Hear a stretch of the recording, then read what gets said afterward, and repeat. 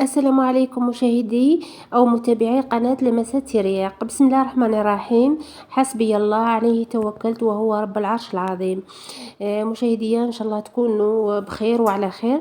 اليوم جبت لكم وصفة صحية، يعني 100%. الوصفة هذه كنت حطيتها وقت فات في الجروب تاعي، وكانوا طلبوها مني بزاف بزاف البنات، اللي هي قهوة تركية بالقرنفل. اروحوا البنات تبعوا تشوفوا معايا الفيديو، ورايح ان شاء الله نستفادوا من بعض الفوائد تاع القهوه بالقرنفل. اولا شوفوا رايح نبداو نطيبوا القهوه تاعنا. انا شوفوا عندي غلايه، هذه الغلايه شريتها ما عم باليش 60 ولا 70 الف، والله ما عم بالي. وهما كاينين غلايات ما شاء الله، يعني انا هذا واش لقيت فيه، هذا واش صادفت يعني في طريقي صراحه. رايحه لهنا، شوفوا رايحه ندير قهوه تاع زوج اشخاص. يسمى راح نكيل بالفنجان، زوج فناج الماء كما راكم تشوفوا. حطيت حبات القرنفل اولا كما راكم تشوفوا، وشوفوا فنجان بمغرفه وربع قهوه كما راكم تسمعوا، مغرفه وربع قهوه، فنجان تاع ماء.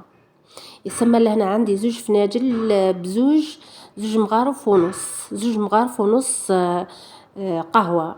انا لهنا عندي ملأه هذه، يعني مليحه هايله، حنايا نستعملوها بزاف بزاف في الدار.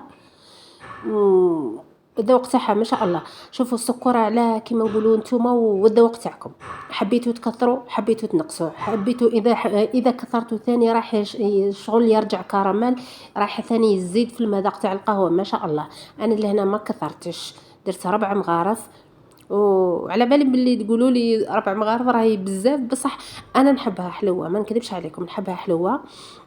وكاين اللي حبها، قلت لكم حبها يسمى شغل ذوق الكراميل تاع السكر في القهوه، يسمى زيد البنه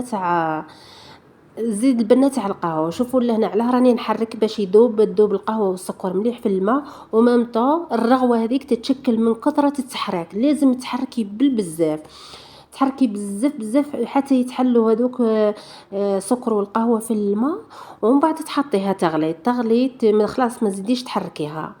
المغرفه لازم تكون شويه عاليه باش تقدري تحركي بها، وتحطيها تغلي بشويه.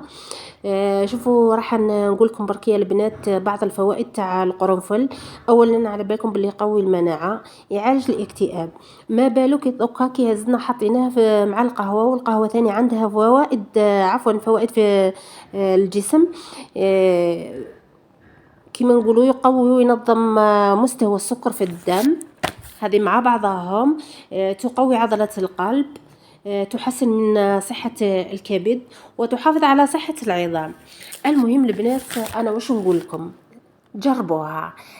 كنتوا طلبتوها مني، أنا كما نقولوا درتها لكم. شوفوا البنات، وكي تعودوا بعد ما غلات القهوة تاعنا، شوفوا كي تعودوا راح تفرغوهاش على ضربة واحدة، لا فرغوا بشويه كيما انا فرغت دوكا بشويه، ومن بعد زدت شويه ونزيد نحطها باش تزيد تتكون الرغوه هذيك مليح مليح، ونفرغها ثاني.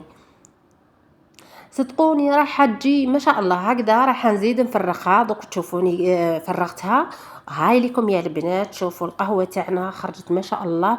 والسر هو هذا الرغوه هذه هي اللي تعطي ذوق ما شاء الله، وزاد لها القرنفل. ما عندي ما نقول لكم، غير جربوها ورجعوا لي الخبر.